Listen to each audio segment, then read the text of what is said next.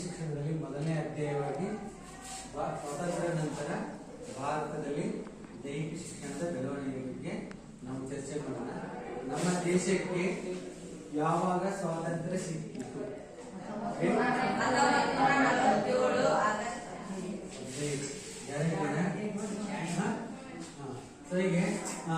ಈಗ ನಾವು ಸ್ವಾತಂತ್ರ್ಯ ಪೂರ್ವದಲ್ಲಿ ನಮ್ಮ ದೇಶದಲ್ಲಿ ದೈಹಿಕ ಶಿಕ್ಷಣದ ಪರಿಸ್ಥಿತಿ ಹೇಗಿತ್ತು, ಸ್ವಾತಂತ್ರ್ಯ ನಂತರ ದೈಹಿಕ ಶಿಕ್ಷಣಕ್ಕೆ ಎಷ್ಟು ಮಹತ್ವವನ್ನು ಕೊಟ್ಟರು ಮತ್ತು ಪ್ರಸ್ತುತ ಸಂದರ್ಭದಲ್ಲಿ ದೈಹಿಕ ಶಿಕ್ಷಣಕ್ಕೆ ನಮ್ಮ ದೇಶದಲ್ಲಿ ಯಾವ ರೀತಿ ಮಹತ್ವವನ್ನ ಕೊಡ್ತಾ ಇದ್ದಾರೆ ಅನ್ನೋದ್ರ ಬಗ್ಗೆ ತಿಳ್ಕೊಳ್ಳೋಣ.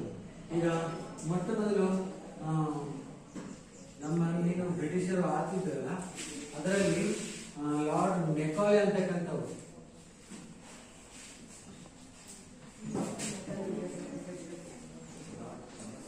ಲಾರ್ಡ್ ಮೆಕಾಲೆ 1857ರಲ್ಲಿ ನಮ್ಮ ದೇಶದಲ್ಲಿ ಮೊಟ್ಟ ಮೊದಲು ಏನ್ ಮಾಡಿದ್ರು ಅಂದ್ರೆ ಮಿಷನರಿ ಶಾಲೆಗಳು. ಮಿಷನರಿ ಶಾಲೆಗಳು ಅಂದ್ರೆ ಕಾನ್ವೆಂಟ್ ಸ್ಕೂಲ್ ಗೊತ್ತಿಲ್ಲ. ನಮ್ಮ ದೇಶದಲ್ಲಿ ಪ್ರಾರಂಭದಲ್ಲಿ ಇತ್ತು ಗುರುಕುಲ ಪದ್ಧತಿ. ಅಂದ್ರೆ ನಾವು ಶಿಕ್ಷಣವನ್ನು ಪಡಿಬೇಕಾದ್ರೆ ಎಲ್ಲಿ ಹೋಗ್ತಿದ್ವಿ? ಗುರುಗಳ ಆಶ್ರಮಗಳಿರು. ಪ್ರಾರಂಭದಲ್ಲಿ ಶಾಲೆಗಳಿರಲಿಲ್ಲ. ಸ್ವತಂತ್ರ ಸಿಗೋಕ್ಕಿಂತ ಪೂರ್ವದಲ್ಲಿ ಅಲ್ಲೆಲ್ಲಿ ಏನ್ ಮಾಡ್ತಿದ್ರೆ ಏನು ಗುರುಗಳ ಹತ್ರ ಅಲ್ಲಿ ಹೋಗಿ ನಾವು ವಿದ್ಯೆಯನ್ನ ಪಡಿತಾ ಇದ್ವಿ ಗೊತ್ತಿಲ್ಲ. ಸೊ ಅವಾಗ ಏನಾಗ್ತಿತ್ತಂದ್ರೆ ಇವರು ಬ್ರಿಟಿಷರ್ ನಮ್ಗೇನು ಆಳಾಕ್ ಬಂದಿರಲ್ಲ. ಸೊ ಇವರು 1857ರಲ್ಲಿ ಮೊಟ್ಟ ಮೊದಲು ನಮ್ಮ ದೇಶದಲ್ಲಿ ಮಿಷನರಿ ಶಾಲೆಗಳು, ಮಿಷನರಿ ಅಂದ್ರೆ ಮಿಷನರಿ ಶಾಲೆಗಳನ್ನ ಪ್ರಾರಂಭ ಅಂದ್ರೆ ಆಂಗ್ಲ ಮಾಧ್ಯಮ ಶಾಲೆಗಳು. ಕಾನ್ವೆಂಟ್ ಇದ್ದೀವಲ್ಲ, ಸೊ ಆ ಕಾನ್ವೆಂಟ್ ಶಾಲೆಗಳನ್ನ ಪ್ರಾರಂಭ ಮಾಡಿದ ಮೇಲೆ ಏನಾಯ್ತಂದ್ರೆ ಸಂಪೂರ್ಣವಾಗಿ ನಮ್ಮ ದೈಹಿಕ ಶಿಕ್ಷಣ ಮತ್ತು ಕ್ರೀಡೆಗಳನ್ನ ಏನ್ ಮಾಡಿದ್ರೆ ಅವರು ಕಡೆಗಣಿಸಿದರು. ಬರೇ ಮಗು ಯಾವಾಗಲೂ ಓದ್ತಾ ಇರ್ಬೇಕು, ಬೇರೆ ಯಾವುದೇ ಚಟುವಟಿಕೆಯಲ್ಲಿ ಭಾಗವಹಿಸಬಾರ್ದು ಅನ್ನೋ ಉದ್ದೇಶದಿಂದ ಕಾನೂನು ಶಾಲೆಗಳಲ್ಲಿ ಬರೀ ಕ್ಲಾಸ್ಗಳೇ ಇರ್ತವೆ, ಹೊರಗಡೆ ಜಾಸ್ತಿ ಅವ್ರನ್ನ. ಸೊ ಹೀಗಾಗಿ ಏನಾಯ್ತು, ಮಿಷನರಿ ಶಾಲೆಗಳು ಪ್ರಾರಂಭ ಆದ್ಮೇಲೆ ನಮ್ಮ ದೈಹಿಕ ಶಿಕ್ಷಣ ಮತ್ತು ಕ್ರೀಡೆಗಳನ್ನ ಕಡೆಗಣಿಸಿದ್ರು.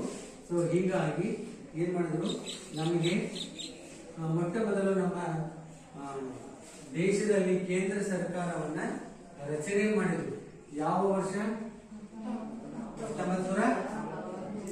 1948ರಲ್ಲಿ ನಮ್ಮ ದೇಶದಲ್ಲಿ ಮೊಟ್ಟ ಮೊದಲು ಸರ್ಕಾರವನ್ನ ರಚನೆ ಮಾಡಿದ್ರು. ಮೊಟ್ಟ ಮೊದಲು ನಮ್ಮ ದೇಶದ ಪ್ರಧಾನಮಂತ್ರಿ ಆದವರು ಯಾರು? ಅಲ್ಲೂ ಹೇಳಿದ ನೀವು ವಿಡಿಯೋ ಮಾಡ್ತಿದ್ವಿ ಅಲ್ಲೇ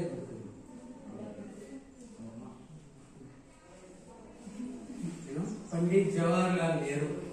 ಗೊತ್ತಾಯ್ತಾ? ಪಂಡಿತ್ ಜವಾಹರ್ಲಾಲ್ ನೆಹರು ಅವರು ನಮ್ಮ ದೇಶದ ಪ್ರಧಾನಮಂತ್ರಿ ಅವರು.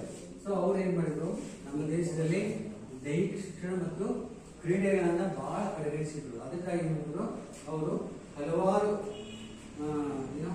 ದೈಹಿಕ ಶಿಕ್ಷಣದ ಅಭಿವೃದ್ಧಿಗಾಗಿ ಅನೇಕ ಸಮಿತಿಗಳನ್ನ ರಚನೆ ಮಾಡಿದ್ರು. ಏನು ಸಮಿತಿಗಳು ಅಂದ್ರೆ ಇದರಲ್ಲಿ ಒಬ್ರು ಅಧ್ಯಕ್ಷರಿರ್ತಾರೆ, ಹಲವಾರು ಸದಸ್ಯರಿರ್ತಾರೆ. ಸೊ ಅವ್ರ ಕೆಲಸ ಏನಪ್ಪಾ ಅಂದ್ರೆ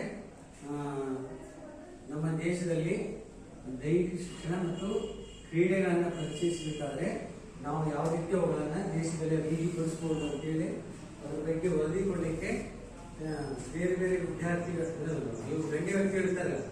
ಅದ್ರ ಬಗ್ಗೆ ಅಧ್ಯಯನ ಮಾಡ್ತಾರಲ್ಲ, ಅವ್ರ ನೇತೃತ್ವದಲ್ಲಿ ಸಮಿತಿಗಳನ್ನು ಮಾಡ್ತಾರೆ. ಆ ಸಮಿತಿಯವರು ಏನ್ ಮಾಡ್ತಾರೆ, ಇಡೀ ದೇಶದಾದ್ಯಂತ ಸಂಚರಿಸಿ ಅವರು ಅಧ್ಯಯನ ಮಾಡಿ ಸರ್ಕಾರಕ್ಕೆ ವರದಿಯನ್ನು ಕೊಡ್ತಾರೆ. ಸೊ ಹೀಗೆ ದೈಹಿಕ ಶಿಕ್ಷಣದ ಅಭಿವೃದ್ಧಿಗೋಸ್ಕರ ಏನು ನಮ್ಮ ದೇಶದಲ್ಲಿ ಹಲವಾರು ಸಮಿತಿಗಳನ್ನ ಮಾಡಿದ್ರು. ಸೊ ಅವರ ಮುಂದೆ ಅವ್ರು ಹೇಳ್ತೀವಿ ಯಾವ ಸಮಿತಿಗಳು ಅನ್ನೋದು. ಅದರಲ್ಲಿ ಮೊಟ್ಟ ಮೊದಲನೇದಾಗಿ ಡಾಕ್ಟರ್ ತಾರಾಚಂದ್ ಸಮಿತಿ. ಏನು ಒಂದೇದ್ದು ತಾರಾಚಂದ್ ಸಮಿತಿ. ಇವರಿಗೆ ಸಮಿತಿ ಅಧ್ಯಕ್ಷರು ತಾರಾಚಂದ್ ಅಂತಕ್ಕಂಥದ್ದು.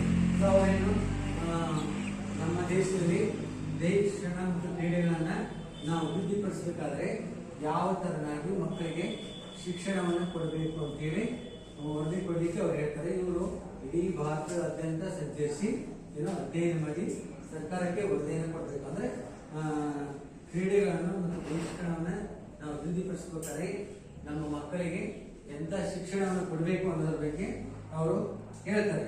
ಸ್ವಾತಂತ್ರ್ಯ ನಂತರ 1948ರಲ್ಲಿ ಕೇಂದ್ರ ಸರ್ಕಾರವು ಮಾಧ್ಯಮಿಕ ಶಾಲೆಗಳಲ್ಲಿ ದೈಹಿಕ ಶಿಕ್ಷಣದ ಸ್ಥಿತಿಗತಿಗಳನ್ನು ಉತ್ತಮಪಡಿಸಲು ತಾರಾಚಂದ್ ಸಮಿತಿ, ಮಾಧ್ಯಮಿಕ ಅಂದ್ರೆ 8, 9, 10 ಬರುತ್ತಲ್ಲ, ಸೊ ಇದಕ್ಕೆ ಮಾಧ್ಯಮಿಕ ಅಂತಾರೆ. ಆಮೇಲೆ ಮತ್ತು ವಿಶ್ವವಿದ್ಯಾಲಯಗಳ ಶಿಕ್ಷಣ ವ್ಯವಸ್ಥೆಯನ್ನು ಪರಿಶೀಲಿಸಲು ಡಾಕ್ಟರ್ ರಾಧಾಕೃಷ್ಣನ್ ಸಮಿತಿ. ವಿಶ್ವವಿದ್ಯಾಲಯ ಅಂದ್ರೆ ಯಾವುದಕ್ಕೆ ವಿಶ್ವವಿದ್ಯಾಲಯ ಅಂತ ಕರೀತಾರೆ? ನಾವು ಈಗ 2 ವರ್ಷ PUC ಆದ್ಮೇಲೆ 3 ವರ್ಷ ಡಿಗ್ರಿ ಓದ್ತೀವಿ.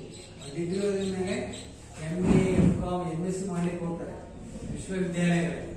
ಸೊ ನಮ್ಮ ಭಾಗದಲ್ಲಿ ಹತ್ತಿರ ಇರ್ತಕ್ಕಂಥದ್ದು ಧಾರವಾಡದಲ್ಲಿ ಕರ್ನಾಟಕ ವಿಶ್ವವಿದ್ಯಾಲಯ ಅಂತ, ಹೌದಾ? ಪದವಿ ಆದ್ಮೇಲೆ ಅಲ್ಲಿಂದು 2 ವರ್ಷದ ಉನ್ನತ ವ್ಯಾಸಂಗವನ್ನು ಮಾಡ್ಬೋದು. ಅದಕ್ಕೆ ಅಲ್ಲೇನು ವಿದ್ಯಾಭ್ಯಾಸ ಮಾಡ್ಲಿಕ್ಕೆ ಹೋಗ್ತಾರೆ ಅವಕ್ಕೆ ವಿಶ್ವವಿದ್ಯಾಲಯಗಳು ಅಥವಾ ಯೂನಿವರ್ಸಿಟಿ ಅಂತ ಕರೀತಾರೆ. ಗೊತ್ತೈತಲ್ಲ, ಬರೀ ಮಾಧ್ಯಮಿಕ ಶಾಲೆಗಳಲ್ಲಿ ಅಷ್ಟೇ ಅಲ್ಲ, ವಿಶ್ವವಿದ್ಯಾಲಯಗಳು ಕೂಡ ದೈಹಿಕ ಶಿಕ್ಷಣದ ಬಗ್ಗೆ ಮಕ್ಕಳಿಗೆ ನಾವು ಅರಿವನ್ನು ಮೂಡಿಸಬೇಕು ಅಂತಂದ್ರೆ ಡಾಕ್ಟರ್ ರಾಧಾಕೃಷ್ಣನ್ ಆಯೋಗವನ್ನು ನೇಮಿಸ್ತಾರೆ. ಸೊ ಇವರು ತಾರಾಚಂದ್ ಸಮಿತಿಯು ವರದಿಯನ್ನು ಕೊಡುತ್ತೆ. ದೈಹಿಕ ಶಿಕ್ಷಣ ಪದವಿ ನೀಡಲು ಕೇಂದ್ರೀಯ ಕಾಲೇಜು ಸ್ಥಾಪಿಸುವುದು. ಗೊತ್ತೈತಲ್ಲ, ಈಗ ಹೇಗೆ ಬೇರೆ ಬೇರೆ ವಿಷಯಗಳು, ಉದಾಹರಣೆಗೆ ಕನ್ನಡ ಏನೋ ಟೀಚರ್ ಬರ್ತಾರೆ, ಹೌದಿಲ್ಲ? ಸೊ ಅವರು ಸುಮ್ಮನೆ ಒಂದೇ ಸರಿ ನಮ್ಮ ಟೀಚರ್ ಆಗಿ ಬಂದಿಲ್ಲ, ಅವರು ಅನೇಕ ತರಬೇತಿಗಳನ್ನು ಪಡೆದಿರ್ತಾರೆ. ಸೊ ಹಾಗೆ ಉದಾಹರಣೆಗೆ ಅವ್ರು BA ಆದ್ಮೇಲೆ B.Ed ಅಂತ ಮಾಡ್ತಾರೆ, ಬ್ಯಾಚುಲರ್ ಆಫ್ ಎಜುಕೇಶನ್. ಆ B.Ed ಪರೀಕ್ಷೆಯನ್ನು ಪಾಸ್ ಆದ್ಮೇಲೆ ಅವರು ಹೈಸ್ಕೂಲ್ ಕೋರ್ಸ್ನ ಶಿಕ್ಷಕರಾಗಿ ಸೇವೆ ಸಲ್ಲಿಸಲು ಅರ್ಹತೆ ನೋಡ್ತಾರೆ, ಹೊಂದಿರ್ತಾರೆ. ಸೊ ಹಾಗೆ ದೈಹಿಕ ಶಿಕ್ಷಕರಂತೇಳಿ ನೇಮಕ ಮಾಡಬೇಕು. ಅವರಿಂದ ಮಕ್ಕಳಿಗೆ ದೈಹಿಕ ಶಿಕ್ಷಣವನ್ನ ಅಭಿವೃದ್ಧಿ ಪಡಿಸಬೇಕಂತೇಳಿ ಅವ್ರೇನ್ ಮಾಡ್ತಾರೆ, ಕೇಂದ್ರೀಯ ಕಾಲೇಜ್ ಸ್ಥಾಪಿಸುವುದು. ಆಮೇಲೆ ದೈಹಿಕ ಶಿಕ್ಷಕರ ತರಬೇತಿಯ ಕಾಲೇಜು ಸ್ಥಾಪಿಸುವುದು. ಈಗ ಹೆಂಗೆ B.Ed ಕಾಲೇಜ್ಗಳು ಇರ್ತಾವಲ್ಲ, ಅದೇ ರೀತಿ ದೈಹಿಕ ಶಿಕ್ಷಣ ಶಿಕ್ಷಕರಿಗೆ ತರಬೇತಿ ಕೊಡಲು ಬೇರೆ ಬೇರೆ ಸ್ಥಳಗಳಲ್ಲಿ ಕಾಲೇಜನ್ನು ಸ್ಥಾಪಿಸುವುದು. ಉದಾಹರಣೆಗೆ ನಾವೀಗ ಪ್ರೌಢಶಾಲೆಗೆ ದೈಹಿಕ ಶಿಕ್ಷಕರಾಗಿ ಬರಬೇಕಾದ್ರೆ 2 ವರ್ಷ PUC, 3 ವರ್ಷ ಡಿಗ್ರಿ, ಆಮೇಲೆ BPED ಅಂತೇಳಿ ಒಂದು ಪದವಿ ಇರುತ್ತೆ. BPED ಅಂದ್ರೆ ಬ್ಯಾಚುಲರ್ ಆಫ್ ಫಿಸಿಕಲ್ ಎಜುಕೇಶನ್ ಅಂತೇಳಿ, ಗೊತ್ತಿಲ್ಲ? ಆ ಡಿಗ್ರಿಯನ್ನು ಮುಗಿಸಿದ್ರೆ ನಾವು ಪ್ರೌಢಶಾಲೆಗೆ ದೈಹಿಕ ಶಿಕ್ಷಕರಾಗಿ ಸೇವೆಯನ್ನು ಸಲ್ಲಿಸಬಹುದು. ಇನ್ನು ಪ್ರಾಥಮಿಕ ಶಾಲೆಗಳಲ್ಲೂ ಇರ್ತಾರೆ, ಟೀಚರ್ಸ್ ಇರ್ತಾರಲ್ಲ. ಸೊ ಅವರು 2 ವರ್ಷ PUC ಆದ್ಮೇಲೆ ಅವರಿಗೆ CPED ಅಂತ ಇರುತ್ತೆ, ಅಂದ್ರೆ ಸರ್ಟಿಫಿಕೇಟ್ ಆಫ್ ಫಿಸಿಕಲ್ ಎಜುಕೇಶನ್. ಅವ್ರು CPED ಕೋರ್ಸ್ ಅನ್ನು ಮುಗಿಸಿದ್ರೆ ಪ್ರೈಮರಿ ಸ್ಕೂಲ್ ಅಲ್ಲಿ PE ಟೀಚರ್ ಆಗಿ ಸೇವೆಯನ್ನು ಸಲ್ಲಿಸಬಹುದು. ನಾವು BPED ಮಾಡಿದ್ರು ಹೈಸ್ಕೂಲ್ ಅಲ್ಲಿ PE ಟೀಚರ್ ಆಗಿ ವರ್ಕ್ ಅನ್ನು ಮಾಡಬಹುದು. ಈಗ ನಾವು PE ಟೀಚರ್ ಆಗ್ತಾರೆ 1 ವರ್ಷದ ತರಬೇತಿಯನ್ನು ಕೊಡ್ಬೇಕಲ್ಲ. ಸೊ ಅವ್ರು ಏನಿದೆ ತಾರದಿಂದ ಅಂತ ಕಾಲೇಜುಗಳನ್ನು ಸ್ಥಾಪನೆ ಮಾಡಿ ತರಬೇತಿ ಕೊಟ್ಟು ಅಂತರ್ನ ಶಾಲೆಯಲ್ಲಿ ನೇಮಕ ಮಾಡಿಕೊಂಡು ಅಂತವರಿಂದ ಮಕ್ಕಳಿಗೆ ನಾವು ದೈಹಿಕ ಶಿಕ್ಷಣದ ಬಗ್ಗೆ ತಿಳಿಸ್ಬೇಕು ಅಂತ ಹೇಳಿ ಅವರು ವರದಿಯನ್ನು ಕೊಡ್ತಾರೆ. ಆಮೇಲೆ ದೈಹಿಕ ಶಿಕ್ಷಣ ತರಬೇತಿ ಕಾಲೇಜ್ ಸ್ಥಾಪಿಸಿದ್ದು ಕ್ರೀಡಾ ತರಬೇತಿ ಮತ್ತು ಮನೋಲ್ಲಾಸಕ್ಕೆ ಸಂಬಂಧಿಸಿದಂತೆ ಸಾಹಿತ್ಯವನ್ನ ರಚನೆ ಮಾಡೋದು. ಕ್ರೀಡಾ ತರಬೇತಿ ಉದಾಹರಣೆಗೆ ಮಕ್ಕಳಿಗೆ ಯಾವ್ದಾದ್ರು ಒಂದು ಕ್ರೀಡೆಯಲ್ಲಿ ಅಭಿವೃದ್ಧಿಯನ್ನು ಸಾಧಿಸಬೇಕು. ಉದಾಹರಣೆಗೆ ನೀವು ವಾಲಿಬಾಲ್ ಅಲ್ಲಿ ರಾಜ್ಯ ಮಟ್ಟ ಮತ್ತು ರಾಷ್ಟ್ರ ಮಟ್ಟಕ್ಕೆ ಹೋಗ್ಬೇಕು ಅಂತಂದ್ರೆ ಸುಮ್ಮನೆ ಒಂದೇ ಸಾರಿ ಹೋಗಕ್ಕಾಗಲ್ಲ, ಹೌದಿಲ್ಲ? ಅದಕ್ಕೆ ನಾವೇನ್ ಮಾಡಬೇಕು, ಪ್ರತಿನಿತ್ಯ ಅವರಿಗೆ ತರಬೇತಿ, ವಾಲಿಬಾಲ್ ಕ್ರೀಡೆಯ ಬಗ್ಗೆ ತರಬೇತಿಯನ್ನ ಕೊಡಬೇಕು. ತರಬೇತಿಯನ್ನು ಕೊಟ್ಟು ಸೊ ಅವರನ್ನ ಒಳ್ಳೆಯ ಕ್ರೀಡಾಪಟುಗಳನ್ನು ಮಾಡಿ, ಸೊ ಇಲಾಖಾ ಕ್ರೀಡಾಕೂಟ ಈಗ ವಲಯ ಮಟ್ಟ, ತಾಲೂಕು ಮಟ್ಟ, ಜಿಲ್ಲಾ ಮಟ್ಟ, ರಾಜ್ಯ ಮಟ್ಟದಲ್ಲಿ ಏನ್ ನಡೀತಾವಲ್ಲ, ಸೊ ಆ ಕ್ರೀಡೆಗಳಲ್ಲಿ ಹಂತ ಹಂತವಾಗಿ ಆ ಕ್ರೀಡಾಪಟು ಗೆದಿಬೇಕಾದ್ರೆ ಏನ್ ಮಾಡ್ಬೇಕು, ಸೊ ಅವನಿಗೆ ಕ್ರೀಡೆಯ ಬಗ್ಗೆ ತರಬೇತಿಯನ್ನ ಕೊಡಬೇಕು. ಉದಾಹರಣೆ ಈಗ ಪ್ರತಿ ಜಿಲ್ಲೆಗೆ ಒಂದೊಂದು ಕ್ರೀಡಾ ವಸತಿ ಶಾಲೆಗಳಿದೆ, ಗೊತ್ತಾಗಿಲ್ಲ? ಇಲ್ಲಿ ಹಾವೇರಿಯಲ್ಲಿ ಒಂದು ಸ್ಪೋರ್ಟ್ಸ್ ಸ್ಕೂಲ್ ಇದೆ, ಗೊತ್ತಾ? ಸ್ಟೇಡಿಯಂ ಬರ್ತ ಅಂದ್ರೆ ಅದು ಕೇಂದ್ರ ಸರ್ಕಾರದವರು ನಡೆಸ್ತಾರೆ. ಈಗ ಉದಾಹರಣೆಗೆ 6ನೇ ತರಗತಿಯಲ್ಲಿ 7ನೇ ತರಗತಿಯಲ್ಲಿ ಓದ್ತಾ ಇರತಕ್ಕಂತ ಮಕ್ಕಳು ರಾಜ್ಯ ಮಟ್ಟದಲ್ಲಿ ಯಾವ್ದಾದ್ರು ಕ್ರೀಡೆ ಭಾಗವಹಿಸಿದ್ರೆ ಸೊ ಅಂತ ಮಕ್ಕಳಿಗೆ ಏನ್ ಮಾಡ್ತಾರೆ ಅಂದ್ರೆ ಅಲ್ಲಿ ಫ್ರೀ ಎಜುಕೇಶನ್ ಕೊಡ್ತಾರೆ ಅವ್ರಿಗೆ, ಗೊತ್ತಾಗಿಲ್ಲ? ಫ್ರೀ ಎಜುಕೇಶನ್ ಅಂದ್ರೆ ಊಟ, ವಸತಿ, ಅವರ ಬಟ್ಟೆ, ಬುಕ್ಸ್ ಎಲ್ಲ ಫ್ರೀ ಅವ್ರಿಗೆ, ಗೊತ್ತಿಲ್ಲ. ಸೊ ಅದು ಏನಂದ್ರೆ ಕೇಂದ್ರ ಸರ್ಕಾರದವರು ಅವ್ರಿಗೆ ಅನುದಾನ ಕೊಡ್ತಾರೆ, ಗೊತ್ತಿಲ್ಲ. ಅವ್ರೇನು ನಿಮ್ಮ ಹಾಗೆ ಸ್ಕೂಲಿಗೆ ಬರೋದು, ಬೆಳಗ್ಗೆ ಸಾಯಂಕಾಲ ಅವ್ರೇನು ಮಾಡ್ತಾರೆ, ಸ್ಟೇಡಿಯಂಗೆ ಹೋಗಿ ಪ್ರಾಕ್ಟೀಸ್ ಅನ್ನ ಮಾಡ್ತಾರೆ, ಗೊತ್ತಿಲ್ಲ. ಸೊ ಆ ಮಗುಗೆ ಇಲ್ಲಿವರೆಗೂ ಓದ್ತೇನೆ ಅನ್ಸುತ್ತೆ. ಸೊ ಇಲ್ಲಿವರೆಗೂ ಸರ್ಕಾರನೇ ಅವ್ರಿಗೆ ಈಗ 6ನೇ ತರಗತಿ ಸೇರ್ಕೊಂಡ್ರೆ 6, 7 ಫ್ರೀ ಇರುತ್ತೆ, ಅದಲ್ಲ. 7ನೇ ತರಗತಿ ಪಾಸ್ ಆದ್ಮೇಲೆ 8, 9, 10ವರೆಗೂ ಫ್ರೀ ಇರುತ್ತೆ, ಗೊತ್ತಿಲ್ಲ. ಸೊ ನೀವು ಅಲ್ಲಿ ಮತ್ತೆ ಈ ಕಾಲೇಜ್ ಸೇರ್ಬೇಕಂದ್ರೆ ಫಸ್ಟ್ PU, ಸೆಕೆಂಡ್ PU ಕೂಡ ಏನು ಅಲ್ಲಿಯೂ ಫ್ರೀ ಇರುತ್ತೆ, ಅದಲ್ಲ. PUC ಪಾಸ್ ಆದ್ಮೇಲೆ ಡಿಗ್ರಿ ಆದ್ಮೇಲೆ ಇನ್ನೂ ಪ್ರಾಕ್ಟೀಸ್ ಮಾಡ್ಬೇಕಂದ್ರೆ ಸೊ ಅಲ್ಲಿಯೂ ಕೂಡ ಏನು ಡಿಗ್ರಿ ಓದಂತ ಹುಡುಗರಿಗೆ ಅಲ್ಲಿ ಹಾಸ್ಟೆಲ್ ಅಲ್ಲಿ ಓದಲಿಕ್ಕೆ ಗೊತ್ತಿಲ್ಲ. ಸೊ ಈಗ ಇಂಥ ಕ್ರೀಡಾ ವಸತಿ ಶಾಲೆಗಳು ಪ್ರತಿ ಜಿಲ್ಲೆಗೆ ಒಂದೊಂದು, ಕೆಲವೊಂದು ಜಿಲ್ಲೆಗೆ ಕೆಲವೊಂದು ಕ್ರೀಡೆಗಳನ್ನ ಆಯ್ಕೆ ಮಾಡಿರ್ತಾರೆ. ಉದಾಹರಣೆಗೆ ಹಾವೇರಿ ಜಿಲ್ಲೆಗೆ ಯಾವ್ಯಾವ ಕ್ರೀಡೆಗಳ ಬಗ್ಗೆ ಅಲ್ಲಿ ತರಬೇತಿಯನ್ನು ಕೊಡ್ತಾರೆ, ಯಾರ್ಯಾದ್ರೂ ಮಾಹಿತಿ ಇದೆ? ಹೋಗಿಲ್ಲ ಒಂದ್ಸರಿ ಸ್ಟೇಡಿಯಂ ಹೋಗಿದ್ದೀರಿ? ಸೊ ಅಲ್ಲಿ ಏನಪ್ಪಾ ಏನು ಕಬಡ್ಡಿ ಇದೆ, ಕುಸ್ತಿ ಇದೆ, ವೈಯಕ್ತಿಕ ಕ್ರೀಡೆಗಳ ಬಗ್ಗೆ ತರಬೇತಿ ಪ್ರತಿನಿತ್ಯ ತರಬೇತಿ ಕೊಡಲಿಕ್ಕೆ ಅಲ್ಲಿ ತರಬೇತಿದಾರ ಇರ್ತಾರೆ, ಕೋಚ್ ಅಂತ ಕರಿತೀವಲ್ಲ, ಗೊತ್ತಿಲ್ಲ. ಸೊ ಅವರು ಬೆಳಗ್ಗೆ ಸಾಯಂಕಾಲ ತರಬೇತಿ ಕೊಡ್ತಾರೆ. ಉಳಿದ ಟೈಮ್ ನಲ್ಲಿ ಅವ್ರು ಶಾಲೆಗೆ ಹೋಗ್ಬೇಕು, ಹೋಮ್ವರ್ಕ್ ಮಾಡ್ತಾ ಇರ್ಬೇಕು. ಹಿಂಗೆ ಪ್ರತಿ ಜಿಲ್ಲೆಗೂ ಒಂದೊಂದು ಹಾಸ್ಟೆಲ್ಗಳಿರ್ತವೆ, ಅಂತವುಗಳನ್ನ ತರಬೇತಿ ಶಾಲೆಗಳನ್ನ ಮಾಡಬೇಕು. ಆಮೇಲೆ ರಿಕ್ರಿಯೇಷನ್, ಬರೀ ಆಟ ಆಡ್ತಾ ಇದ್ರೆ ಅಷ್ಟೇ, ಯಾವಾಗಲೂ ಬರೀ ಆಟದಲ್ಲೇ ತೊಗೊಂಡಿರುತ್ತೆ, ಬೇಜಾರಾಗುತ್ತೆ, ಹೌದಿಲ್ಲ. ಏನಾದ್ರೂ ಮನೋರಂಜನೆ ಬೇಕಲ್ಲ, ರಿಕ್ರಿಯೇಷನ್. ಸೊ ಅದಕ್ಕೆ ಬೇಕಾದಂತ ಇತಿಹಾಸವನ್ನ ನಾವು ರಚನೆ ಮಾಡಬೇಕು ಅಂತಕ್ಕಂಥದ್ದು ಅವ್ರು ಹೇಳಿದ್ರು. ಇನ್ನು ದೈಹಿಕ ಶಿಕ್ಷಣ ಪರೀಕ್ಷೆಗಳು, ಹೇಗೆ ಬೇರೆ ಬೇರೆ ವಿಷಯಗಳ ಪ್ರತಿ ವರ್ಷ ಪರೀಕ್ಷೆಗಳನ್ನು ಮಾಡ್ತಲ್ಲ, ಹಾಗೆ ದೈಹಿಕ ಶಿಕ್ಷಣಕ್ಕೆ ಸಂಬಂಧಪಟ್ಟಂತೆ ವಾರ್ಷಿಕ ಪರೀಕ್ಷೆಗಳನ್ನು ಮಾಡಬೇಕು ಮತ್ತು ಅವುಗಳ ಮೌಲ್ಯಮಾಪನ, ಪೇಪರ್ ವ್ಯಾಲ್ಯೂಯೇಷನ್ ಮಾಡ್ತಾರೆ ಸಬ್ಜೆಕ್ಟ್, ಹಾಗೆ ದೈಹಿಕ ಶಿಕ್ಷಣ ಪರೀಕ್ಷೆಗಳನ್ನು ಮಾಡಿ ಮೌಲ್ಯಮಾಪನ ಮಾಡಿ ಮಕ್ಕಳಿಗೆ ಏನು ಫಲಿತಾಂಶವನ್ನು ಕೊಡಬೇಕು. ಆಮೇಲೆ ಮದ್ರಾಸ್, ಮುಂಬೈ ಮತ್ತು ಪಶ್ಚಿಮ ಬಂಗಾಳದಂತ ಮಾದರಿ ಮದ್ರಾಸ್ ಯಾವ ರಾಜ್ಯದ ರಾಜಧಾನಿ?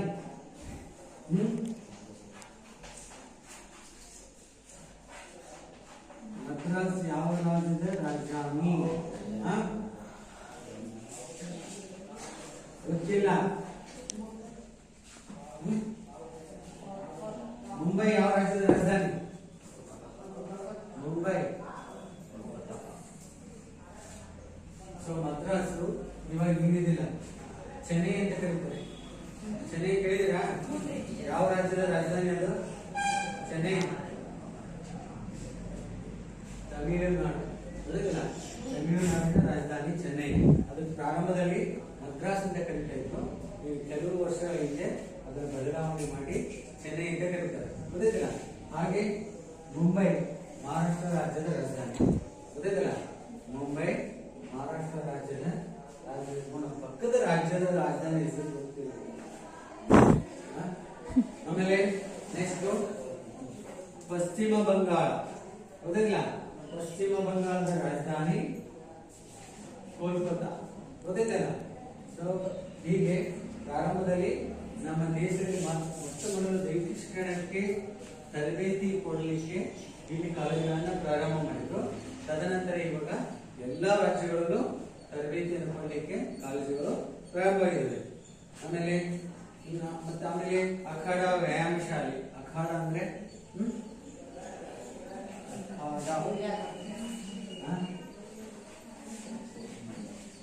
ಈಗ ವಿಶೇಷವಾಗಿ ಮಹಾರಾಷ್ಟ್ರ ರಾಜ್ಯದಲ್ಲಿ ಗೊತ್ತಿಲ್ಲ, ಅಲ್ಲಿ ಅಖಾಡಗಳು ಅಂತ ಬರ್ತೇವೆ. ಅಂದ್ರೆ ಅಲ್ಲೇ ಗ್ರಾಮೀಣ ಪ್ರದೇಶದಲ್ಲಿ ಗಂಡಿ ಮನೆಗಳನ್ನು ಕರಿತೀವಲ್ಲ, ಗಂಡಿ ಮನೆಗಳು ಒಳಗಿರ್ತವೆ ನಮ್ಮ ಕಡೆ. ಅಲ್ಲಿ ಅಖಾಡ ಅಂದ್ರೆ ಓಪನ್ ಆಗಿರ್ತದೆ, ಗೊತ್ತಿಲ್ಲ. ಅಲ್ಲಿ ಕುಸ್ತಿ ಕ್ರೀಡೆಯ ಬಗ್ಗೆ ತರಬೇತಿಯನ್ನು ಕೊಡ್ತಾರೆ. ಈಗ ಬೇರೆ ಬೇರೆ ರಾಜ್ಯಗಳಿಂದ ಪಕ್ಕದಲ್ಲಿ ಮಹಾರಾಷ್ಟ್ರದಲ್ಲಿ ಸೋಲಾಪುರ ಅಂತಿದ್ದಾರೆ, ಗೊತ್ತಿಲ್ಲ. ಸೋಲಾಪುರ ಅಂತಿಲ್ಲ, ಇಲ್ಲಿ ಅಖಾಡಗಳಿವೆ. ಅಂದ್ರೆ ನಾನು ಕುಸ್ತಿ ಕ್ರೀಡೆ ಬಗ್ಗೆ ಆಸಕ್ತಿ ಇದೆ ಅಂದ್ರೆ ನಾನು ಅಲ್ಲಿ ಹೋಗಿ ತರಬೇತಿಗೆ ಸೇರ್ಬೋದು, ಗೊತ್ತಿಲ್ಲ. ವರ್ಷದಲ್ಲಿ ಅಲ್ಲಿ ತರಬೇತಿಯನ್ನು ಕೊಡ್ತಾರೆ, ಬರೀ ಕುಸ್ತಿ ಕ್ರೀಡೆ ಗೊತ್ತಾಯ್ತಾ. ಸೊ ಅವಕ್ಕೆ ಅಖಾಡಗಳು ಅಂತ ಕರೀತಾರೆ. ಆಮೇಲೆ ನೆಕ್ಸ್ಟ್ ವ್ಯಾಯಾಮ ಶಾಲೆಗಳು ಇವೆಲ್ಲ ನೋಡಿದ್ವಿ. ಅಲ್ಲಿ ವ್ಯಾಯಾಮ ಶಾಲೆ ಅಂದ್ರೆ ನಮ್ಮ ದೇಹವನ್ನು ಬಲಿಷ್ಠಪಡಿಸಲು ಅಲ್ಲಿ ಬೇರೆ ಬೇರೆ ಉಪಕರಣಗಳಿರ್ತವೆ, ಡಂಬೆಲ್ಸ್ ಅಂತ ಇರ್ತವೆ, ವೇಟ್ ಲಿಫ್ಟ್ ಇರ್ತವೆ, ಹೌದಿಲ್ಲ? ಸೊ ಗರಡಿ ಕ್ರಿಯೆಗಳಲ್ಲಿ ಏನೇನಿರ್ತವೆ ನೋಡಿದ್ರೆ ನೋಡಿಲ್ಲ. ಅಲ್ಲಿ ಗದೆ ಇರ್ತದೆ, ಆ ಗದೆಯ ಮುಖಾಂತರ ವ್ಯಾಯಾಮನ ಮಾಡ್ತಾರೆ. ಸೊ ಹಾಗೆ ಮತ್ತು ಕ್ರೀಡಾ ಕ್ಲಬ್ಗಳನ್ನ ಸ್ಥಾಪಿಸಲು ಈಗ ಗ್ರಾಮೀಣ ಪ್ರದೇಶದಲ್ಲಿ ಯುವಕರೇ ಸೇರ್ಕೊಂಡು ಸಂಘಗಳನ್ನ ರಚನೆ ಮಾಡೋದು. ಉದಾಹರಣೆಗೆ ಸ್ಟೇಡಿಯಂ ಸ್ಪೋರ್ಟ್ಸ್ ಕ್ಲಬ್ ಅಂತ ಸಂಘ ಮಾಡ್ಕೊಂಡು ಆ ಸಂಘದ ಮುಖಾಂತರ ಏನ್ ಮಾಡೋದು, ಮಕ್ಕಳಿಗೆ ದೈಹಿಕ ಶಿಕ್ಷಣ ಮತ್ತು ಕ್ರೀಡೆಗಳ ಬಗ್ಗೆ ತರಬೇತಿಯನ್ನ ಕೊಡೋದು. ಹೀಗೆ ಇವುಗಳನ್ನೆಲ್ಲ ಮಾಡ್ಬೇಕಂತ ಹೇಳಿ ಏನ್ ಮಾಡಿದ್ರು, ಕಾರ್ಯಾಚರಣೆ ಸಮಿತಿಯವರು ಸರ್ಕಾರಕ್ಕೆ ವರದಿಯನ್ನ ಕೊಡ್ತಾರೆ. ಸೊ ಸರ್ಕಾರ ಅವುಗಳ ಮುಖಾಂತರ ಇನ್ನು ಅದೇ ಪ್ರಕಾರದ ದೈಹಿಕ ಶಿಕ್ಷಣ ಮತ್ತು ಕ್ರೀಡೆಗಳನ್ನ ಬಲಪಡಿಸಲು ಅವರು ಕ್ರಮವನ್ನು ಕೈಗೊಳ್ತಾರೆ. ಇನ್ನು ನೆಕ್ಸ್ಟ್ 1954ರಲ್ಲಿ ಕೇಂದ್ರ ಸರ್ಕಾರವು central advisory board for professional education and restriction ಎಂಬ ಸಮಿತಿಯನ್ನ ರಚನೆ ಮಾಡುತ್ತೆ. ಸೊ ಈ ಸಮಿತಿಗೂ ಕೂಡ ಏನ್ ಮಾಡ್ತಾರೆ ಅಂದ್ರೆ ಇನ್ನೂ ಹೆಚ್ಚು ಪ್ರಮಾಣದಲ್ಲಿ ನಮ್ಮ ದೇಶದಲ್ಲಿ ದೈಹಿಕ ಶಿಕ್ಷಣ ಮತ್ತು ಕ್ರೀಡೆಗಳನ್ನ ಬಲಪಡಿಸಲಿಕ್ಕೆ ಏನೇನು ಕ್ರಮಗಳನ್ನ ಕೈಗೊಳ್ಳಬೇಕು ಅಂತೇಳಿ ಈ ಒಂದು ಸಮಿತಿಯನ್ನು ರಚನೆ ಮಾಡಿ ಇವರಿಗೆ ವರದಿ ಕೊಡಕ್ಕೆ ಹೇಳ್ತಾರೆ. ಇವರು ಕೂಡ ಇಡೀ ದೇಶದಾದ್ಯಂತ ಸಂಚರಿಸಿ ಅಧ್ಯಯನ ಮಾಡಿ ಸರ್ಕಾರಕ್ಕೆ ವರದಿಯನ್ನ ಕೊಡ್ತಾರೆ. ಸೊ ಇಷ್ಟೇ ಅಲ್ಲದೆ ನೆಕ್ಸ್ಟ್ ನಮಗೆ 1947ರಲ್ಲಿ ಸ್ವಾತಂತ್ರ್ಯ ಸಿಗುತ್ತೆ. ಸ್ವಾತಂತ್ರ್ಯ ಸಿಕ್ಕಂತ ಸಂದರ್ಭದಲ್ಲಿ ನಮ್ಮ ದೇಶದ ಜನರಲ್ಲಿ ಏನಾಗುತ್ತೆ, ಅವಾಗ ನಿರಾಶ್ರಿತರ ಸಂಖ್ಯೆ ಬಹಳ ಇರುತ್ತೆ. ನಿರಾಶ್ರಿತರಂದ್ರೆ ಅವ್ರಿಗೆ ಇರ್ಲಿಕ್ಕೆ ಮನೆ ಇರಲ್ಲ, ಸರಿಯಾದಂತ ಬಟ್ಟೆಗಳಿರಲ್ಲ, ಆಮೇಲೆ ಊಟ ಮಾಡ್ಲಿಕ್ಕೆ ಊಟ ಕೂಡ ಸರಿಯಾಗಿ ಸಿಗ್ತಿರಲಿಲ್ಲ. ನೋಡಿ ನಮ್ಮ ಈಗ ಉದಾಹರಣೆಗೆ ಒಂದು 50 ಕೋಟಿ ಜನ ಇದ್ದೀವಿ, ಗೊತ್ತಿಲ್ಲ, ಒಂದು 40 ಕೋಟಿ ಜನ ನಿರಾಶ್ರಿತರಂದ್ರೆ ಅವರಲ್ಲಿ ಯಾವುದೇ ತರನಾದಂತ ಶಿಸ್ತು ಇರಂಗಿಲ್ಲ. ಸೊ ಅದರಿಂದ ಏನಾಗುತ್ತೆ ಅಂದ್ರೆ ನಮ್ಮ ದೇಶದ ವ್ಯವಸ್ಥೆ ಹಾಳಾಗುತ್ತೆ. ಸೊ ಹೀಗಾಗಿ 1947ರಲ್ಲಿ ನಮ್ಮ ದೇಶಕ್ಕೆ ಸ್ವಾತಂತ್ರ್ಯ ಸಿಕ್ಕ ಮೇಲೆ ನಿರಾಶ್ರಿತರ ಸಂಖ್ಯೆ ಅಂದ್ರೆ ಪಾಪ ಸರಿಯಾದಂತ ವಸತಿ, ಊಟದ ವ್ಯವಸ್ಥೆ, ಬಟ್ಟೆ ವ್ಯವಸ್ಥೆ ಇಲ್ಲ. ಅವಾಗ ಏನಾಗುತ್ತೆ ಅಂದ್ರೆ ಅಂತವರಿಗೆ ಅವರಲ್ಲಿ ನಾವು ಶಿಸ್ತನ್ನ ತರಬೇಕು. ಸೊ ಅವರಲ್ಲಿ ಯಾವ ರೀತಿ ಶಿಸ್ತನ್ನ ತರಬೇಕು ಅಂತ ಹೇಳಿ ಏನ್ ಮಾಡ್ತಾರೆ ಅಂದ್ರೆ ಕೇಂದ್ರ ಸರ್ಕಾರ ಒಂದು ಸಮಿತಿಯನ್ನ ರಚನೆ ಮಾಡುತ್ತೆ.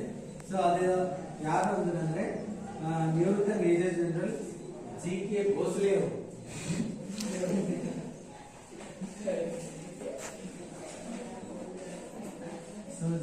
ಇವರು ನಮ್ಮ ದೇಶದ ಮಾಜಿ ಸೇನಾಧಿಕಾರಿ, ಮಾಜಿ ಸೇನಾಧಿಕಾರಿ. ಸೊ ಇವರು ನೇತೃತ್ವದಲ್ಲಿ ಒಂದು ಸಮಿತಿಯನ್ನ ಮಾಡ್ತಾರೆ.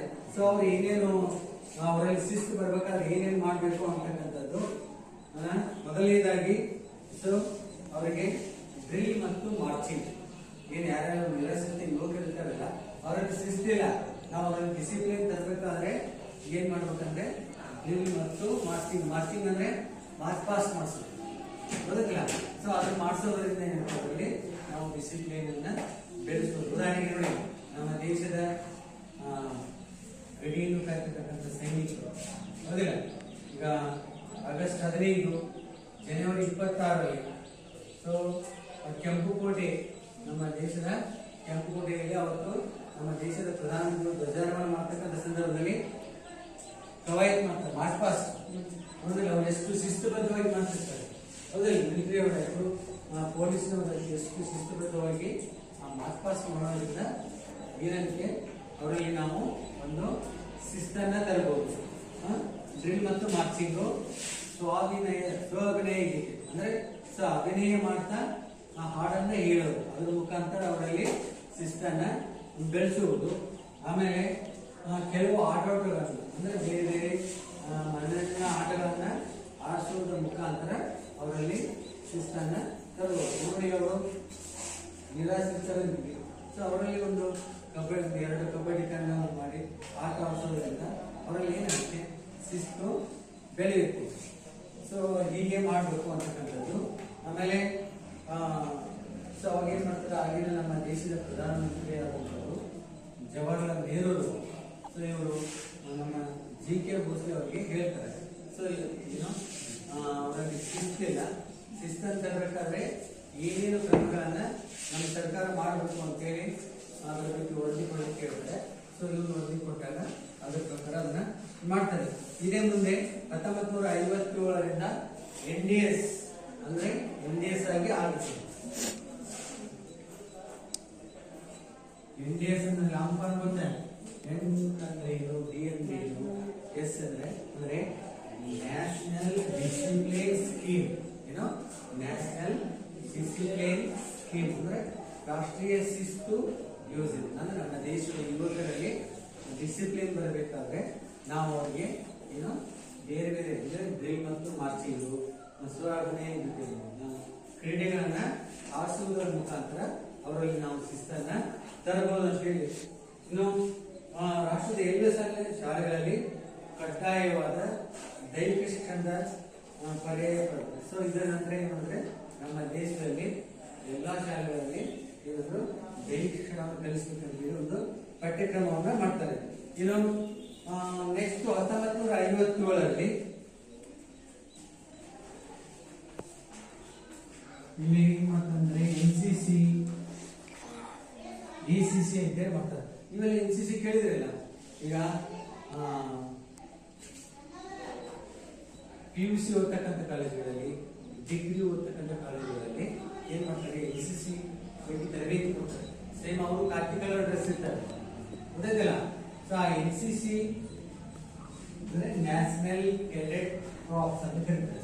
NCC ಅಂದ್ರೆ ಇದರ ಲಾಂಗ್ ನ್ಯಾಷನಲ್ ಕೆಡೆಟ್ ಕಾರ್ಪ್ಸ್ ಅಂತ ಹೇಳಿ. ಈ NCC ಒಳಗೆ ಇದು ಕಾಲೇಜ್ ಮಕ್ಕಳು ವಿದ್ಯಾಭ್ಯಾಸದಲ್ಲಿ ಇದರ ತರಬೇತಿಯನ್ನು ಪಡೆದರೆ, ಅಂದ್ರೆ ಕಾಲೇಜಿನ ಸಮಯದ ನಂತರ ಅವರಿಗೆ ತರಬೇತಿಯನ್ನು ಕೊಡ್ತಾರೆ. ಈ NCC ಒಳಗೆ ABC ಅಂತ ಸರ್ಟಿಫಿಕೇಟ್ ಬರ್ತಾರೆ. ABC ಅಂತ ಸರ್ಟಿಫಿಕೇಟ್, C ಸರ್ಟಿಫಿಕೇಟ್ ಮುಗಿಸಿದ್ರೆ ಅವರಿಗೆ ಏನು ಮಿಲಿಟರಿ ಹೋಗ್ಲಿಕ್ಕೆ ಫಸ್ಟ್ ಪ್ರಾರಂಭ. ಗೊತ್ತಾಯ್ತಲ್ಲ, C ಸರ್ಟಿಫಿಕೇಟ್ ಆಗೈತಂದ್ರೆ ಅಲ್ಲಿ ಮಿಲಿಟರಿಗೆ ಅವ್ರಿಗೆ ಹೆಚ್ಚು ಇದು ಮಾಡಲ್ಲ, ಏನೋ ಅದನ್ನ ಮಿಲಿಟರಿ ಸೇರ್ಕೊಂತಾರೆ. C ಸರ್ಟಿಫಿಕೇಟ್ ಆಗಿದ್ರೆ ಏನು ಮುಂದೆ PUC ಆದ್ಮೇಲೆ ಇಂಜಿನಿಯರಿಂಗ್, ಮೆಡಿಕಲ್ ಓದಕ್ಕೆ ಹೋಗ್ತಿರಲಿಲ್ಲ. ಸೊ ಅಂತ ಸಂದರ್ಭದಲ್ಲಿ ಪರ್ಸೆಂಟೇಜ್ ಕಡಿಮೆ ಆಗಿರುತ್ತೆ ಏನೋ, ಅವಾಗ ಈ NCC ಸರ್ಟಿಫಿಕೇಟ್ ಇತ್ತಂದ್ರೆ ಇಂಜಿನಿಯರಿಂಗ್, ಮೆಡಿಕಲ್ ಸೀಟ್ ಕೂಡ ಸಿಗ್ತದೆ. ಗೊತ್ತಿಲ್ಲ, ಅದಕ್ಕಾಗಿ ಇಷ್ಟು ಸೀಟ್ಗಳನ್ನ ರಿಸರ್ವ್ ಇರ್ತಾರೆ. NCC ಬಹಳ ಇಂಪಾರ್ಟೆಂಟ್, ಗೊತ್ತಿಲ್ಲ. ಆಮೇಲೆ ACC ಅಂತೇಳಿ ಅದು ಕೂಡ ಆಕ್ಸಿಲರಿ ಕೆಡೆಟ್ ಕಾರ್ಪ್ಸ್ ಅಂತ ಹೇಳಿ, ಆಕ್ಸಿಲರಿ ಕೆಡೆಟ್ ಕಾರ್ಪ್ಸ್ ಅಂತ ಹೇಳಿ. ಸೊ ಇವೆರಡೂ ಚಟುವಟಿಕೆಗಳು ನಮ್ಮ ದೇಶದಲ್ಲಿ ಏನು ಶಾಲಾ ಕಾಲೇಜುಗಳು ಬಂದ್ಬಿಟ್ವು. ಸೊ ಬಂದು ಇವನ್ನ ಅಳವಡಿಸಿದ ಮೇಲೆ ಏನಾಗ್ತದೆ, ನಮ್ಮ ದೈಹಿಕ ಶಿಕ್ಷಣ ಮತ್ತು ಕ್ರೀಡೆಗಳನ್ನ ಬಹಳ ಕಡೆಗಣಿಸಿಬಿಡ್ತೀವಿ.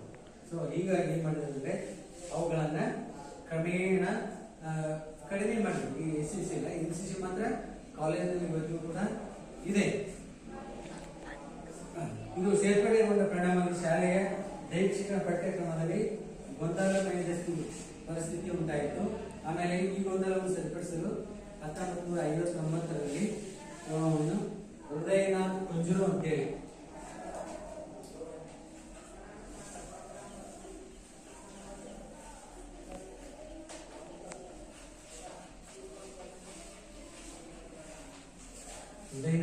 ಅಂತೇಳಿ ಇವರ ನೇತೃತ್ವದಲ್ಲಿ ಒಂದು ಸಮಿತಿಯನ್ನ ಮಾಡ್ತಾರೆ. ಅಂದ್ರೆ ಸೊ ಅವರು ಏನು ಅಧ್ಯಯನ ಮಾಡಬೇಕಂದ್ರೆ ನಮ್ಮ ದೇಶದಲ್ಲಿ ದೈಹಿಕ ಶಿಕ್ಷಣ ಮತ್ತು ಕ್ರೀಡೆಗಳು ಹೆಚ್ಚು ಏನೋ ಮಕ್ಕಳಿಗೆ ತಿಳಿಸ್ಕೊಡ್ತಾರೆ, ನಾವು ಏನೇನು ಕ್ರಮಗಳಂತೇಳಿ ಇವರ ನೇತೃತ್ವದಲ್ಲಿ ಒಂದು ಸಮಿತಿಯನ್ನು ಮಾಡ್ತಾರೆ. ಸೊ ಇವರು ಕೂಡ ಇಡೀ ದೇಶದಾದ್ಯಂತ ಸಂಚರಿಸಿ ಅಧ್ಯಯನ ಮಾಡಿ ಸರ್ಕಾರಕ್ಕೆ ವರದಿಯನ್ನು ಕೊಡ್ತಾರೆ. ಸೊ ಅವರೇನು ಕೊಡ್ತಾರೆ ಅಂದ್ರೆ ನಮ್ಮ ಎಲ್ಲ ಶಾಲಾ ಕಾಲೇಜುಗಳಲ್ಲಿ ಮತ್ತು ವಿಶ್ವವಿದ್ಯಾಲಯಗಳಲ್ಲಿ ದೈಹಿಕ ಶಿಕ್ಷಣಕ್ಕೆ ಹೆಚ್ಚು ಆದ್ಯತೆ ಕೊಡಬೇಕು ಅಂತ ಹೇಳ್ಬಿಟ್ಟು ಶಾಲೆ, ಬರೀ ಶಾಲೆ ಅಷ್ಟೇ ಅಲ್ಲ, ಶಾಲೆ, ಕಾಲೇಜು, ವಿಶ್ವವಿದ್ಯಾಲಯ, ಯೂನಿವರ್ಸಿಟಿ ಇದೆಲ್ಲ. ಸೊ ಅಲ್ಲಿ ಕೂಡ ದೈಹಿಕ ಶಿಕ್ಷಣದ ಬಗ್ಗೆ ಮಕ್ಕಳಿಗೆ ತಿಳಿಸ್ಕೊಡ್ಬೇಕು. ಆಮೇಲೆ ದೈಹಿಕ ಶಿಕ್ಷಣ ಕಾರ್ಯಕ್ರಮದಲ್ಲಿ ಯೋಗಾಸನ ಮತ್ತು ಪ್ರಾಣಾಯಾಮ, ಬರೀ ಆಟ ಆಡೋದಷ್ಟೇ ಅಲ್ಲ, ಅಲ್ಲಿ ಏನ್ ಮಾಡ್ಬೇಕಂದ್ರೆ ಯೋಗ ಮತ್ತು ಪ್ರಾಣಾಯಾಮಗಳನ್ನು ಕೂಡ ಸೇರಿಸಬೇಕು. ಅಂದ್ರೆ ಮಕ್ಕಳಿಗೆ ಅದರ ಬಗ್ಗೆನೂ ಮಾಹಿತಿ ಕೊಡ್ಬೇಕಂತೇಳಿ ಇವರು ವರದಿಯನ್ನ ಕೊಡ್ತಾರೆ. ಇನ್ನು 1992 ತೊಂಬತ್ತೇಳರಲ್ಲಿ ಗೊತ್ತಿಲ್ಲ, ಪ್ರತಿ 10 ವರ್ಷಗಳೊಮ್ಮೆ ನಮ್ಮ ದೇಶದಲ್ಲಿ ಹೊಸ ಶಿಕ್ಷಣ ನೀತಿ ಹೋಗುತ್ತದೆ. ಗೊತ್ತಿಲ್ಲ, 1992ರಲ್ಲಿ ಹೊಸ ಶಿಕ್ಷಣ ನೀತಿಯನ್ನು ಜಾರಿಗೆ ತಂದರು.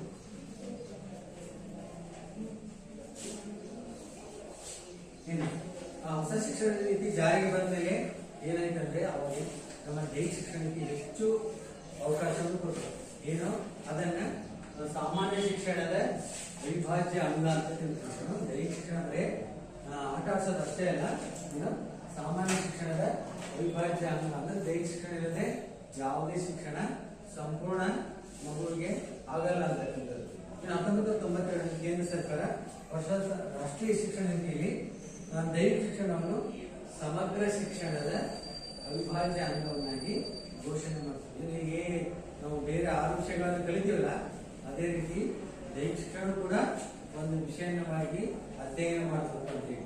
ಆಮೇಲೆ 1993ರಲ್ಲಿ ಯೋಗವನ್ನು ಒಳಗೊಂಡಂತೆ ಕ್ರೀಡೆ ಮತ್ತು ದೈಹಿಕ ಶಿಕ್ಷಣವನ್ನು ಶಾಲೆಯ ಎಲ್ಲ ಹಂತಗಳಲ್ಲಿ ಕಲಿಕಾ ಪ್ರಕ್ರಿಯೆಯ ಅವಿಭಾಜ್ಯ ಅಂಗವನ್ನಾಗಿ ಮಾಡಲು ಕ್ರಮ ತೆಗೆದುಕೊಳ್ಳುವುದು. ಏನೋ ಬರೀ ಆಟ ಆಡೋದಷ್ಟೇ ಅಲ್ಲ, ಯೋಗ ಪ್ರಾಣಾಯಾಮವನ್ನು ಕೂಡ ಏನು ಶಾಲಾ ಹಂತದಲ್ಲಿ ಮಕ್ಕಳಿಗೆ ಕಲಿಸಬೇಕು. ಆಮೇಲೆ ಶಿಕ್ಷಕರು ಹಾಗೂ ವಿದ್ಯಾರ್ಥಿಗಳು ದೈಹಿಕ ಶಿಕ್ಷಣ ಮತ್ತು ಕ್ರೀಡೆಗಳಲ್ಲಿ ಆಸಕ್ತಿ ಆಗಲು ಬರೀ ಮಕ್ಕಳು ಮಾತ್ರ ಅಷ್ಟೇ ಅಲ್ಲ, ಶಿಕ್ಷಕರು ಕೂಡ ಏನು ಕ್ರೀಡೆಗಳಲ್ಲಿ ಹೆಚ್ಚು ಆಸಕ್ತಿ ವಹಿಸಲು ಕ್ರಮವನ್ನು ತೆಗೆದುಕೊಳ್ಬೇಕು.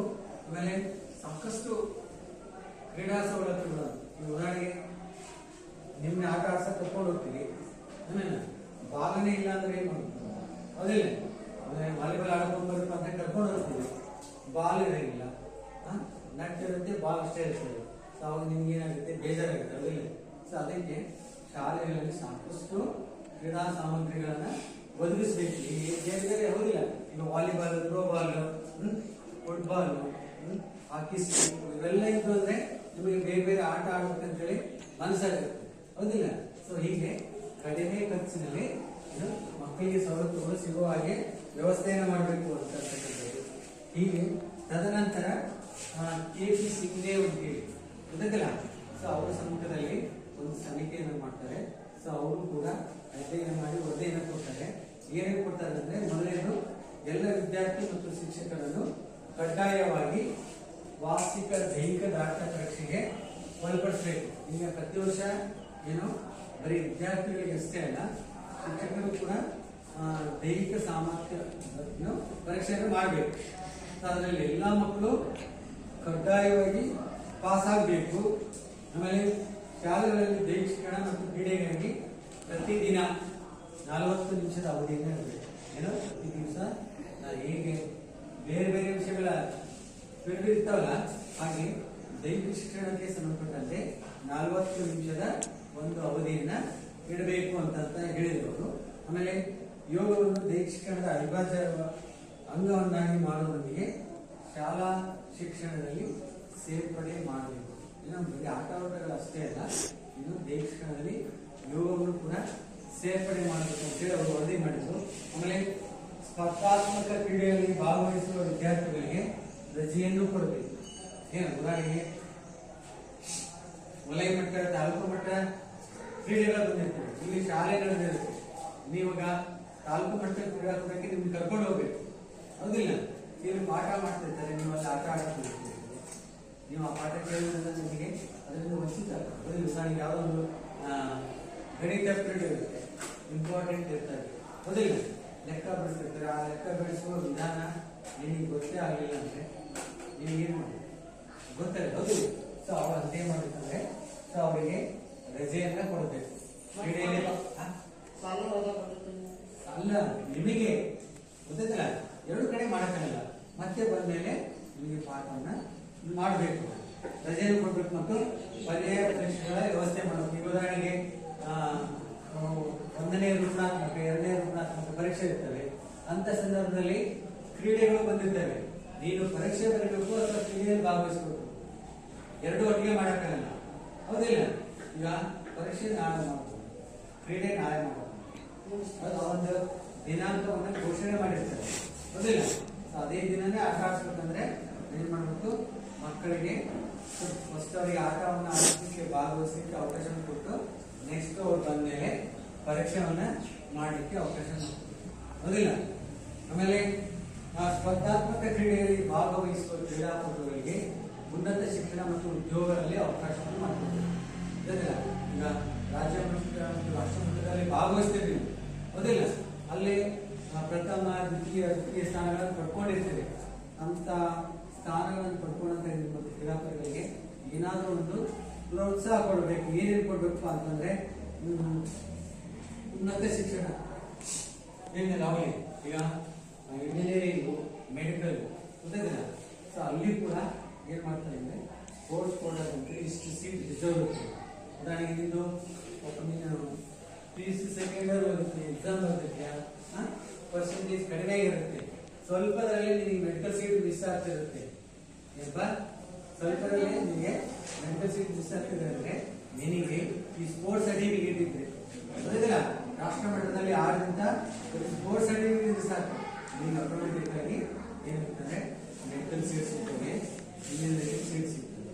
ಗೊತ್ತಿಲ್ಲ, ಬರೀ ಅಷ್ಟೇ ಅಲ್ಲದೆ ಅವ್ರಿಗೇನು ಸರ್ಕಾರಿ ನೌಕರಿಗಳನ್ನು ಕೊಡಬೇಕು. ಕ್ರೀಡೆ ಈಗ ರಾಷ್ಟ್ರ ಅಂತಾರಾಷ್ಟ್ರೀಯ ಮಟ್ಟದಲ್ಲಿ ಭಾಗವಹಿಸಿ ನಮ್ಮ ದೇಶಕ್ಕೆ ಕೀರ್ತಿ ಅಂತ ಕೊಟ್ಟಿರ್ತಾರೆ ಹೌದಿಲ್ಲ. ಸೊ ಅವರಿಗೆ ಏನೋ ಪ್ರೋತ್ಸಾಹ ಸಿಗೋಲ್ಲ ಅಂತ ಹೇಳಿ ಅವ್ರಿಗೆ ಏನ್ ಮಾಡಬೇಕು, ಬೇರೆ ಬೇರೆ ಇರುತ್ತೆ, ಬ್ಯಾಂಕ್ ಇರುತ್ತೆ, LIC ಇರುತ್ತೆ, ರೈಲ್ವೆ ಇಲಾಖೆ ರೈಲ್ವೆ ಡಿಪಾರ್ಟ್ಮೆಂಟ್ ಇರುತ್ತೆ, ಅಲ್ಲಿ ಏನ್ ಮಾಡ್ಬೇಕು ಅಂದ್ರೆ ಅವರಿಗೆ ಉಚಿತವಾಗಿ ನೌಕರಿಗಳನ್ನ ಕೊಡ್ಬೇಕಂತೇಳಿ ಇವರು ಶಿಫಾರಸು ಮಾಡ್ತಾರೆ. ಸೊ ಹೀಗೆ ಇವಾಗ ನೋಡಿ, ಈಗ ಸದ್ಯ ಈಗ ಹಿಂದಿನ ಸರ್ಕಾರ ಏನ್ ಮಾಡಿದೆ ಅಂದ್ರೆ ಯಾವುದೇ ಇಲಾಖೆಯವರಿಗೆ ಪೊಲೀಸ್ ಡಿಪಾರ್ಟ್ಮೆಂಟ್ ಕರೆದಂದ್ರೆ 2% ಕ್ರೀಡಾಪಟುಗಳಿಗೆ ರಿಸರ್ವ್ ಗೊತ್ತಿಲ್ಲ, 2% ಕ್ರೀಡಾಪಟುಗಳಿಗೆ ಅಲ್ಲಿ ಆ ಪೋಸ್ಟಿಗೆ ಬೇರೆ ಬೇರೆ ಕ್ರೀಡೆಗಳಲ್ಲಿ ಭಾಗವಹಿಸಿ ಅಂದ್ರೆ ರಾಜ್ಯ ಮಟ್ಟ, ರಾಷ್ಟ್ರ ಮಟ್ಟ, ಅಂತಾರಾಷ್ಟ್ರೀಯ ಮಟ್ಟದಲ್ಲಿ ಕ್ರೀಡೆಗಳಲ್ಲಿ ಭಾಗವಹಿಸಿ ಮುಗಿಯುತ್ತಲ್ಲ ಅವರಿಗೆ ಯಾವುದೇ ಪರೀಕ್ಷೆ ಇಲ್ಲ, ಏನಿಲ್ಲ, ನೇರವಾಗಿ ಅವರಿಗೆ ಗೊತ್ತಾಯ್ತಲ್ಲ. ಮೊದಲು ಬರೀ ಪೊಲೀಸ್ ಡಿಪಾರ್ಟ್ಮೆಂಟ್ಗೆ ಅಷ್ಟೇ ಇತ್ತು, ಇವಾಗ ಎಲ್ಲಾ ಇಲಾಖೆಗಳಲ್ಲಿ ಏನಾದರೂ ಸರ್ಕಾರ ಈಗ ಕರೆದಿರ್ತಾರೆ ಅರ್ಜಿ ಗೊತ್ತಾಯ್ತಲ್ಲ, ಅಲ್ಲಿ ಏನ್ ಮಾಡಬೇಕು 2% ಕ್ರೀಡಾಪಟುಗಳಿಗೆ ಕೊಡ್ಬೇಕಲ್ಲಿ, ಬೇರೆ ಯಾರಿಗೂ ಕೊಡಂಗಿಲ್ಲ, ಉಳಿದದ್ದನ್ನ ಕೊಡಬೇಕು. ಫಸ್ಟ್ ಕ್ರೀಡಾಪಟುಗಳಿಗೆ 2%. ಇನ್ನು ಅಷ್ಟೇ ಅಲ್ಲದೆ ಮೊನ್ನೆ ಈಗ ರಾಜ್ಯ ಮಟ್ಟದಲ್ಲಿ ನಮ್ಮ ಇಲಾಖೆ ಕ್ರೀಡಾಕೂಟ ನಡೀತೇವಲ್ಲ ಗೊತ್ತಿಲ್ಲ. ಸೊ ರಾಜ್ಯ ಮಟ್ಟದಲ್ಲಿ ನೀನು ಭಾಗವಹಿಸಿ ಪ್ರಥಮ ದ್ವಿತೀಯ ತೃತೀಯ ಸ್ಥಾನ ಪಡೆದಿದ್ರೆ 10,000 ಸ್ಕಾಲರ್ಶಿಪ್ ಕೊಡ್ತಾರೆ. ಮೊನ್ನೆ ಆಗುತ್ತೆ 10,000 ಸ್ಕಾಲರ್ಶಿಪ್ ಕೊಡ್ತಾರೆ ಗೊತ್ತಾಯ್ತಾ. ಸೊ ಇಷ್ಟೆಲ್ಲ ಅವಕಾಶಗಳಿವೆ, ಅವುಗಳನ್ನು ನಾವು ಬಳಸ್ಕೊಳ್ಬೇಕು. ಮತ್ತೇನು ಹೀಗೆ ನೋಡಿ, ಈಗ 1904 ನಮಗೆ ಸ್ವಾತಂತ್ರ್ಯ ಸಿಗುವುದಕ್ಕಿಂತ ಪೂರ್ವದಲ್ಲೇ ದೈಹಿಕ ಶಿಕ್ಷಣದ ಬಗ್ಗೆ ಮತ್ತು ಕ್ರೀಡೆಗಳನ್ನ ನಾವೇನ್ ಮಾಡಿದ್ವಿ, ಬಹಳ ನೆಗ್ಲೆಕ್ಟ್ ಮಾಡಿದ್ವಿ. ಸೊ ಸರ್ಕಾರ ಏನ್ ಮಾಡಿತು, ಕ್ರೀಡೆಗಳನ್ನ ಅಭಿವೃದ್ಧಿಪಡಿಸಬೇಕು, ದೈಹಿಕ ಶಿಕ್ಷಣವನ್ನು ಅಭಿವೃದ್ಧಿಪಡಿಸಬೇಕಂತೇಳಿ ಹೀಗೆ ಹಲವಾರು ಸಮಿತಿಗಳನ್ನ ಮಾಡ್ತಾ ಬಂದ್ರು. ಆ ಸಮಿತಿಯವರು ಅಧ್ಯಯನ ಮಾಡಿ ವರದಿ ಕೊಟ್ಟು ಅವರು ವರದಿ ಕೊಟ್ಟ ಪ್ರಕಾರ ಅದೇ ರೀತಿ ಸರ್ಕಾರನು ಅವುಗಳನ್ನ ಜಾರಿಗೆ ತಂತು. ಸೊ ಇವತ್ತಿನ ದಿವಸ ಏನಾಗಿದೆ ಅಂದ್ರೆ ಇದುವರೆಗೂ ಪಠ್ಯ ಪುಸ್ತಕ ಇರಲಿಲ್ಲ, ಶಿಕ್ಷಣ ಗೊತ್ತಿಲ್ಲ, ನಮ್ದು ಏನಿತ್ತು ಬರೀ ಆಟ ಆಡ್ಸೋದು, ಸ್ಪೋರ್ಟ್ಸ್ ಅನ್ನ ಕರ್ಕೊಂಡು ಹೋಗೋದು ಅಷ್ಟೇ ಇತ್ತು. ಪಠ್ಯ ಪುಸ್ತಕ ಬಂದ್ಮೇಲೆ ನಿಮಗೆ ಆಟ ಗೊತ್ತಿಲ್ಲ, ಜೊತೆಗೆ ನಾವು ಏನ್ ಮಾಡ್ತೀವಿ ಇವಾಗ ಆಟನೂ ಮಾಡ್ತೀವಿ ಗೊತ್ತಿಲ್ಲ. ಇದರಲ್ಲಿರ್ತಕ್ಕಂಥ ಕೌಶಲ್ಯಗಳನ್ನ ಕೂಡ ನಾವು ಕಲಿಸ್ಬೇಕಾಗಿದೆ ಗೊತ್ತಿಲ್ಲ. ಸೊ ಹೀಗೆ ಇದೇನು KP ಸಿಂಗ್ ದೇವರು 4 ಸಲಹೆಗಳನ್ನ ಕೊಡ್ತಾರೆ. ಕ್ರೀಡೆಗಳಲ್ಲಿ ಏನು ಭಾಗವಹಿಸಿದಂತ ಕ್ರೀಡಾಪಟುಗಳಿಗೆ ಉದಾಹರಣೆಗೆ ಪರೀಕ್ಷೆ ಇತ್ತು ಅಂದ್ರೆ ಸೊ ಅವುಗಳನ್ನ ಏನು ಅವ್ರ ಕ್ರೀಡೆಯಿಂದ ಬಂದ ಮೇಲೆ ಪರೀಕ್ಷೆಗಳನ್ನ ನಡೆಸಬೇಕು ಅಂತ ಇನ್ನು ಕೊನೆಯದಾಗಿ ಇವರು ಬರೀ 1ನೇ ತರಗತಿಯಿಂದ 10ನೇ ತರಗತಿವರೆಗೂ ಕೂಡ ಏನು ದೈಹಿಕ ಶಿಕ್ಷಣದ ಬಗ್ಗೆ ನಾವು ಮಾಹಿತಿ ಕೊಡಬೇಕು ಅಂತೇಳಿ ಹೇಳಿದ್ರು. ಇನ್ನು 2001 ಮತ್ತು 2002ರಲ್ಲಿ KP ಸಿಂಗ್ ಸಮಿತಿಯ ಶಿಫಾರಸುಗಳನ್ನು ಮತ್ತು ಕರ್ನಾಟಕ ರಾಜ್ಯದಲ್ಲಿ ಆಗಿನ ಸ್ಥಿತಿಗಳನ್ನು ಕೂಲಂಕಷವಾಗಿ ಪರಾಮರ್ಶಿಸಿದ ಕರ್ನಾಟಕ ಸರ್ಕಾರದ ಸಾರ್ವಜನಿಕ ಶಿಕ್ಷಣ ಇಲಾಖೆಯ ಸಮಿತಿಯು ಈ ಕೆಪಿ ಸಿಂಧಿಯಾ ಸಮಿತಿಯ ಎಲ್ಲ ಸಲಹೆಗಳನ್ನ ಶಾಲೆಗಳಲ್ಲಿ ಜಾರಿಗೆ ತರಬೇಕಂತೇಳಿ, ಉದಾಹರಣೆಗೆ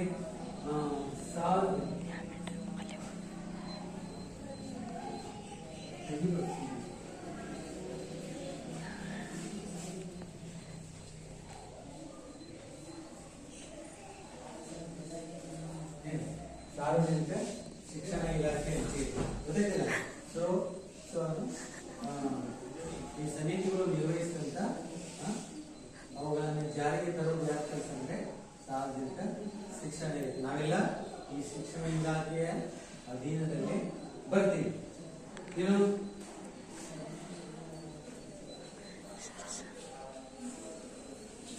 ನಿರಂತರವಾಗಿ 2003-04ರಲ್ಲಿ ಕರ್ನಾಟಕ ರಾಜ್ಯ ಶಿಕ್ಷಣ ಕಾನೂನು ಮತ್ತು ಸಂಸದೀಯ ವ್ಯವಹಾರಗಳ ಅಭಿವೃದ್ಧಿ ಸಮಿತಿಯು ಮಾನ್ಯ ಶ್ರೀ